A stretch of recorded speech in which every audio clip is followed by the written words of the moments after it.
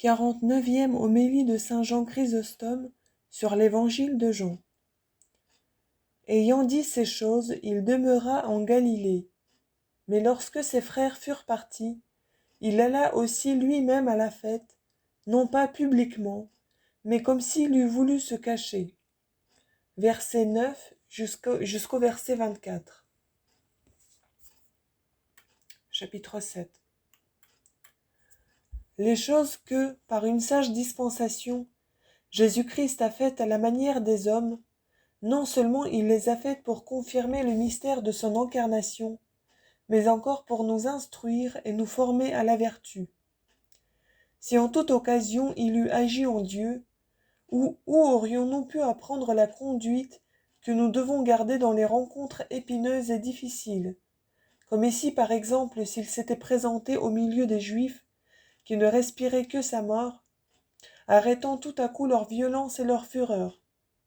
Si donc Jésus-Christ n'avait point cessé de faire des miracles et des prodiges, si toujours il avait agi en Dieu, nous venons à tomber dans les mêmes périls et nous pouvons nous en tirer de même que lui. Comment saurions-nous ce qu'il faut faire? S'il faut nous livrer à la mort ou nous cacher et pourvoir à notre sûreté, afin de prêcher et de répandre la parole de Dieu. Comme donc, faute d'avoir la même puissance, nous n'aurions pas su la conduite à tenir en pareil cas. C'est pour cela même que Jésus-Christ nous l'a appris par son exemple. Car l'évangéliste rapporte que Jésus, ayant dit ces choses, demeura en Galilée, mais que lorsque ses frères furent partis, il alla aussi lui-même à la fête, non pas publiquement, mais comme s'il eût voulu se cacher. Ces paroles, lorsque ses frères furent partis, marquent qu'il ne voulut pas aller à la fête avec eux. Voilà pourquoi il demeura en Galilée et ne se fit point connaître, quoiqu'ils le lui conseillassent. Mais pourquoi Jésus-Christ, qui parlait toujours publiquement, se conduit-il maintenant comme s'il eût voulu se cacher? L'évangéliste ne dit point qu'il se soit caché, mais comme s'il eût voulu se cacher. Car il fallait, comme j'ai dit, qu'il nous apprît les ménagements que nous devons garder en pareil cas. Et d'ailleurs, ce n'était pas la même chose de se faire voir à des gens en colère et en fureur contre lui, ou de se montrer plus tard après la fête. Les Juifs donc cherchaient et ils disaient : « Où est-il ? Voilà certes une belle action pour solenniser la fête. » Ils cherchent Jésus avec empressement dans le dessein de le faire mourir. Un jour de fête, ils délibèrent sur les moyens de le prendre. Un an atome en droit de même, ils disent. Un an autre. Ils disent : « Que pensez-vous de ce qu'il n'est point venu ce jour de fête ? » Évangile de Jean, chapitre 11, verset 56. Et ici, il disait : « Où est-il ? » Par un excès de haine, il ne daigne même pas le nommer. Sûrement, c'est là bien célébrer, bien sanctifier la fête. C'est là montrer une grande piété. Il voulait profiter de la fête même pour s'emparer de Jésus. Et on faisait plusieurs discours de lui en secret parmi le peuple. Au reste, je crois qu'ils étaient entrés en fureur à cause du lieu où avait été opéré le miracle, et qu'ils n'en étaient point tant irrités par indignation de l'œuvre qu'il avait faite, que par crainte qu'il n'en fît d'autres semblables. Mais il arriva tout le contraire de ce qu'ils méditaient malgré eux-mêmes. Ils relevèrent sa gloire et le rendirent illustre.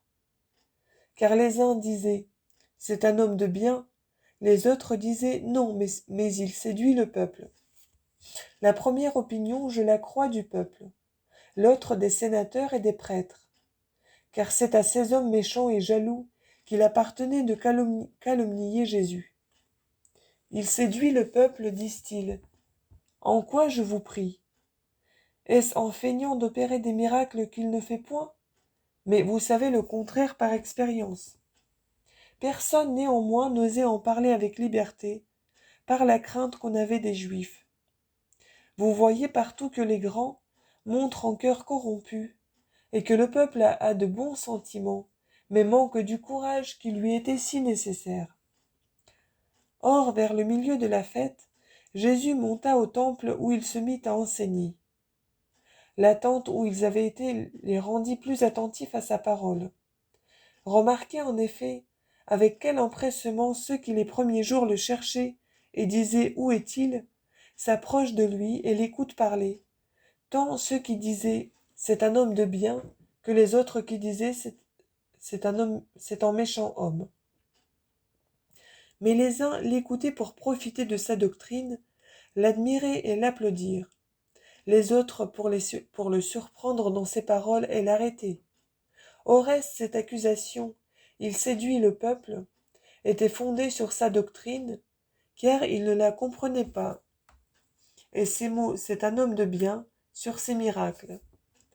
Jésus-Christ ayant donc apaisé leur fureur, leur parla avec tant de fermeté et d'assurance, qu'ils écoutaient avec attention, la colère ne leur bouchant plus les oreilles.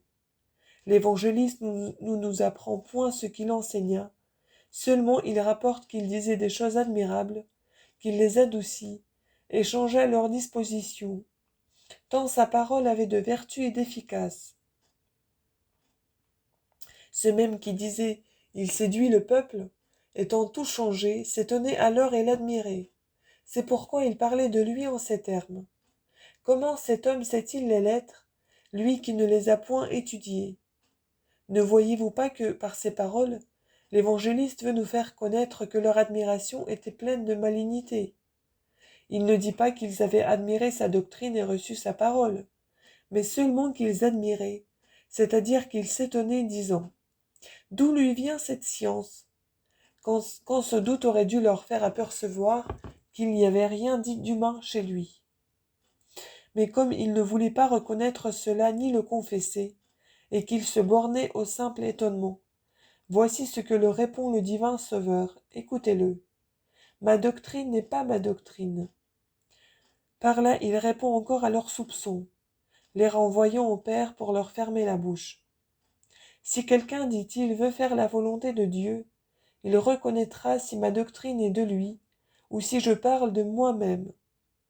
C'est-à-dire, défaites-vous de votre méchanceté, chassez la colère, l'envie, et cette haine que vous avez conçue contre moi sans raison, et alors rien ne vous empêchera de connaître que ma parole est véritablement celle de Dieu.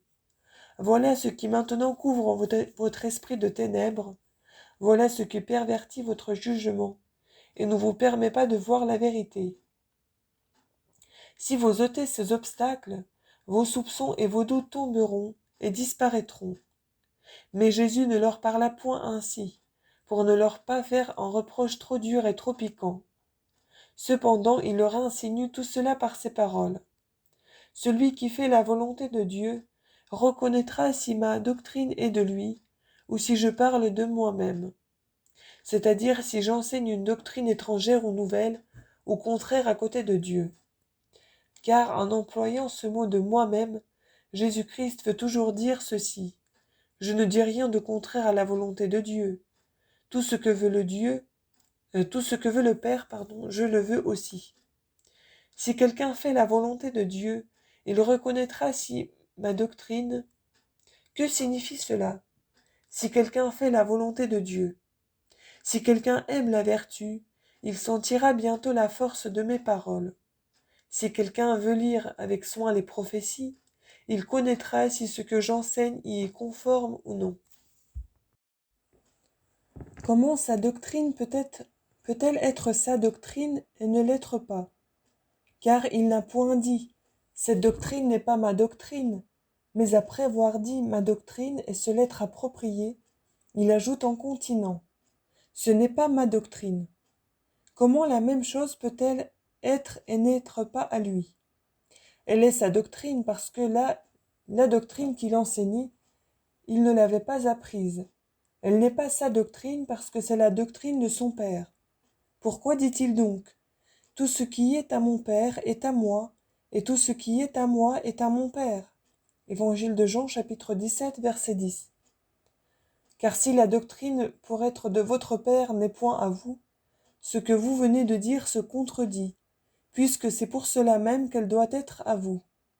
Mais cette parole n'est pas ma doctrine, déclare d'une manière très forte et très expresse que la volonté du Fils et celle du Père ne sont qu'une seule et même volonté. C'est comme s'il disait « Ma doctrine ne diffère nullement de celle du Père », comme si elle était d'un autre.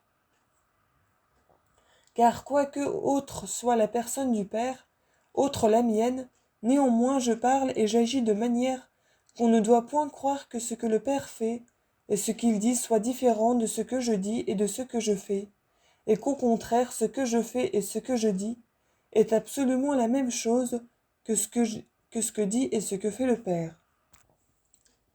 Jésus-Christ emploie ensuite un autre argument auquel on ne peut répondre et qui est fondé sur l'usage et la pratique des hommes. Quel est-il cet argument? Celui qui parle de son propre mouvement cherche sa propre gloire, c'est-à-dire celui qui se veut faire une doctrine propre et particulière ne cherche autre chose en cela que de s'acquérir de la gloire. Or, moi, si je ne cherche pas à m'attirer de la gloire, pourquoi voudrais-je me faire une doctrine propre? Celui qui parle de son propre mouvement, c'est-à-dire celui qui enseigne une doctrine différente et qui lui est propre, ne l'enseigne que pour se faire un nom, pour se faire valoir ou pour en tirer vanité. Mais si je n'agis, si je ne parle que pour la gloire de celui qui m'a envoyé, pourquoi voudrais-je enseigner une autre doctrine? Ne remarquez-vous pas, mes frères, que Jésus-Christ a une raison pour dire qu'il ne dit rien de lui-même? Quelle est-elle cette raison? C'est de convaincre les Juifs qu'ils ne cherchent point à se faire honorer du peuple. C'est pourquoi quand il se sert d'expressions grossières comme « je cherche la gloire de mon Père », c'est pour leur montrer partout qu'il ne cherche point sa propre gloire. Au reste, pour user ainsi de ces sortes d'expressions simples et grossières, le Sauveur avait plusieurs raisons, savoir, afin qu'on ne le crût pas non engendré et contraire à Dieu, afin qu'on crût qu'il s'était revêtu de la chair pour s'accommoder à la faiblesse et à la portée de ses auditeurs, afin de nous apprendre à rechercher l'humilité et à fuir l'ostentation. Mais il n'en avait qu'une seule pour parler d'une manière élevée, c'était la grandeur et la dignité de sa nature. En effet, si pour l'avoir entendu dire qu'il était avant qu'Abraham fût au monde, Évangile de Jean chapitre 8 verset 58, les Juifs se choquèrent et se mirent en colère, à quel excès de fureur ne se serait-il pas porté s'il ne lui avait jamais ouï dire que des choses sublimes et élevées? Moïse ne vous a-t-il pas donné la loi? Et néanmoins nul de vous n'accomplit la loi. Pourquoi cherchez-vous à me faire mourir? Quel rapport ces paroles ont-elles à celles qui précèdent? Les Juifs imputaient deux crimes à Jésus-Christ. L'un qu'il ne gardait point le sabbat, l'autre qu'il appelait Dieu son Père et qu'il se faisait égal à Dieu. Il est même visible que réellement et de fait, Jésus-Christ se disait fils de Dieu et égal à Dieu, et que ce n'était pas là en vain soupçon des Juifs. Il est également certain qu'il ne se disait pas fils de Dieu, comme sont les hommes en général, mais qu'il s'attribuait cette qualité comme lui étant propre et particulière à lui seul. Plusieurs ont appelé Dieu le Père. En voici un exemple. En même Dieu ne nous a-t-il pas tous créés? N'avons-nous pas tous en même Père? Livre de Malachie, chapitre 2, verset 10. Mais ce n'était pas à dire que le peuple fut égal à Dieu. C'est pourquoi ceux qui l'entendaient dire ne se choquaient et ne se scandalisaient point. Comme donc Jésus-Christ a souvent repris les Juifs pour avoir dit qu'il n'était pas envoyé de Dieu, comme il s'est défendu de n'avoir pas gardé le sabbat, de même si ce n'eût été que sur un simple soupçon, sur une opinion qui se serait élevée parmi eux, qu'on l'accusa de se faire égal à Dieu, et non parce qu'il l'entendait lui-même ainsi, sans doute il les aurait repris, il leur aurait dit « Pourquoi me croyez-vous égal à Dieu? Je ne le suis point. » Mais il ne leur a rien dit de semblable. Au contraire, dans les paroles suivantes, il montre qu'il est égal à Dieu. Ces paroles, comme le Père ressuscite les morts et leur rend la vie, le Fils le fait de même. Évangile de Jean, chapitre 5, verset 21. Et afin que tous honorent le Fils comme ils honorent le Père. Et les œuvres que le Père fait, le Fils les fait aussi comme lui. Toutes ces choses, dis-je, établissent et confirment son égalité. Parlant de la loi, il dit Ne pensez pas que je sois venu détruire la loi ou les prophètes. Évangile de Matthieu, chapitre 5, verset 17. C'est de cette manière qu'il a coutume d'arracher les mauvais soupçons. Mais ici, l'opinion de l'égalité à l'égard du Père, non seulement il ne l'ôte pas, mais il l'appuie et l'affermit. C'est pourquoi lorsque les Juifs lui dirent « Vous vous faites vous-même Dieu », il ne les détourna point de ce sentiment. Au contraire, il le confirma en disant « Or, afin que vous sachiez que le Fils de l'homme a le pouvoir sur la terre de remettre les péchés. Levez-vous, dit-il alors au paralytique, emportez votre lit et marchez. » Évangile de Matthieu, chapitre 9, verset 6. Donc la première accusation de se faire égal à Dieu, loin de la détruire, il la confirme. Il montre aussi qu'il n'est pas contraire à Dieu, mais qu'il dit qu'il enseigne les mêmes choses que le Père. Enfin, la seconde, de ne point garder le sabbat, il la repousse par ces paroles. Moïse ne vous a-t-il pas donné la loi? Et néanmoins nul de vous n'accomplit la loi. Comme s'il disait, la loi défend de tuer, mais vous, vous tuez. Et toutefois, vous m'accusez d'être en violateur de la loi. Vous m'accusez d'être un violateur de la loi. Mais pourquoi a-t-il dit nul de vous? Parce que tous cherchaient à le faire mourir. Pour moi, dit-il, si j'ai violé la loi, je l'ai violée pour sauver la vie à un homme. Mais vous, vous la violez pour faire du mal. Quand même je la violerai, je serai excusable le faisant pour sauver. Et ce ne serait point à vous de me le reprocher, à vous qui violez la loi dans les choses graves et importantes, car ce que vous faites renverse entièrement la loi. Il dispute ensuite contre eux. Il l'avait déjà fait autrefois, et plus de long, mais alors d'une manière plus élevée et conforme à sa dignité, maintenant plus simple et plus grossière. Pourquoi? Parce qu'il ne voulait pas si souvent les irriter, car cette fois, dans le transport de leur colère, il n'aurait pas reculé devant un meurtre. Voilà pourquoi il persiste à apaiser leur esprit, employant ces deux moyens et le reproche de leur crime. Pourquoi cherchez-vous à me faire mourir? Et une remontrance pleine de modestie et de douceur. Mais moi qui vous ai dit la vérité. Évangile de Jean, chapitre 8, verset 40. Et en leur faisant connaître qui ne respirent que le sang et le carnage, ils ne doivent pas juger les autres. Pour vous, mon cher auditeur, considérez, je vous prie, combien est humble l'interrogation de Jésus-Christ, combien est insolente et cruelle la réponse des Juifs. Vous êtes possédé du démon. Qui est-ce qui cherche à vous faire mourir? Paroles de colère et de fureur, d'impudence. Et cela parce qu'on leur fait un reproche auquel ils ne s'attendaient pas et qu'ils se croyaient insultés. Car ainsi que les voleurs chantent lorsqu'ils se mettent en embuscade, et qu'ensuite, pour surprendre celui qu'ils veulent attaquer, ils se tiennent dans le silence, les Juifs agissent de même. Au reste, Jésus-Christ, renonçant à les confondre, de peur de les rendre plus impudents, se justifie de nouveau sur la violation du sabbat, et dispute avec eux sur la loi. Mais voyez avec quelle prudence. Il n'est pas surprenant, dit-il, que vous ne me croyiez point, que vous ne vous soumettiez pas à moi, vous qui n'écoutez même pas la loi que vous paraissez suivre, et qui la violée, cette loi que vous prétendez tenir de Moïse. Il n'est donc pas extraordinaire que vous ne soyez pas attentifs à ma parole. Comme ils avaient dit, Dieu a parlé à Moïse, mais pour celui-ci, nous ne savons d'où il est. Évangile de Jean, chapitre 9, verset 9. Jésus leur montre qu'ils font une injure à Moïse, en ne se soumettant pas à la loi qu'il leur a donnée.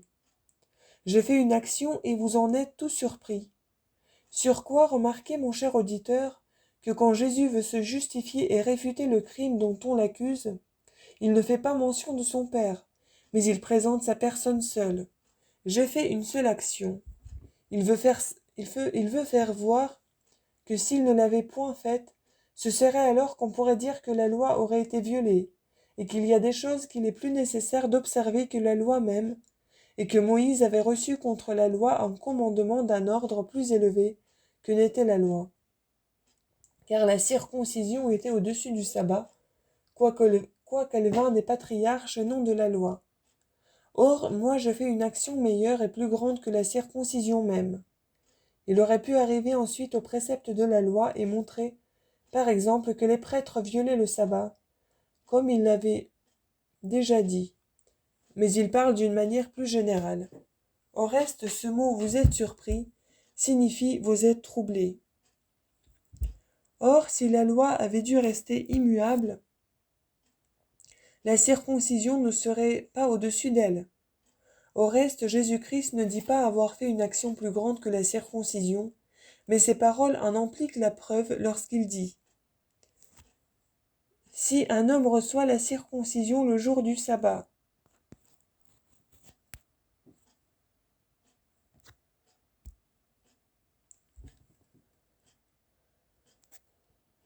Remarquez-vous, mes frères, que lorsque le Sauveur détruit la loi, c'est alors qu'elle demeure plus ferme.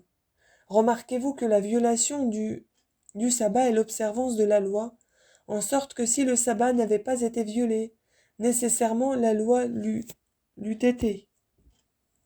Par conséquent, dit-il, j'ai affermi la loi.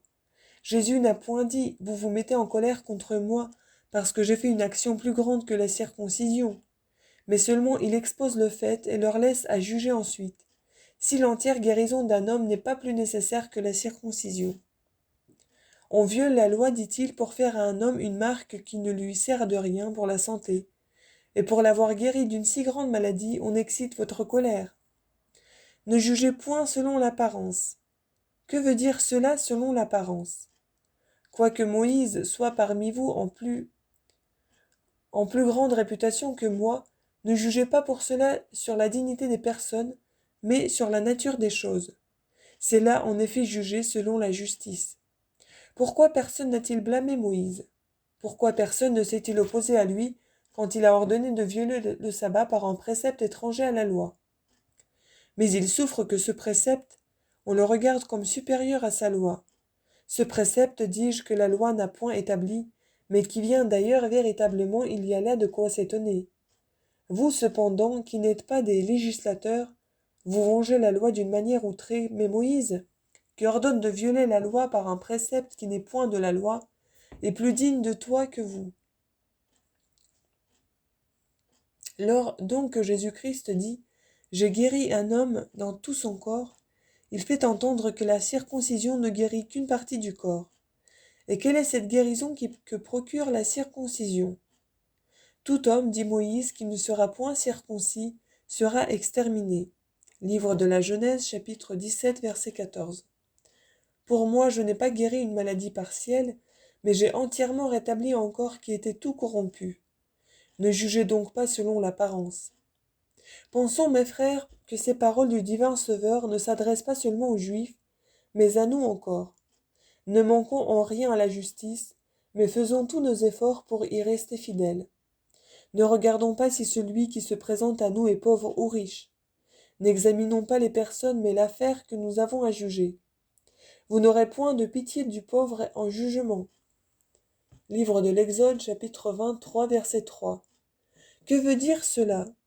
Si c'est un pauvre qui a commis une injustice et qui a fait du tort, que votre cœur ne s'amollisse point, ne vous laissez point fléchir.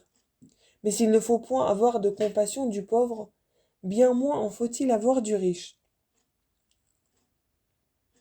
Si c'est un pauvre qui a commis une injustice, au reste, ce n'est pas seulement au juge, mais à tout ce que je m'adresse ici. Il ne faut jamais blesser la justice, mais toujours inviolablement la garder. Le Seigneur aime la justice, dit encore l'Écriture, mais celui qui aime l'iniquité est son âme. Psaume 10, versets 6 et 8. Ne haïssons pas notre âme, je vous en conjure, mes chers frères, et n'aimons pas l'iniquité. Ici-bas, nous n'en retirerions que peu ou point de profit, et en l'autre monde, elle nous serait fatale.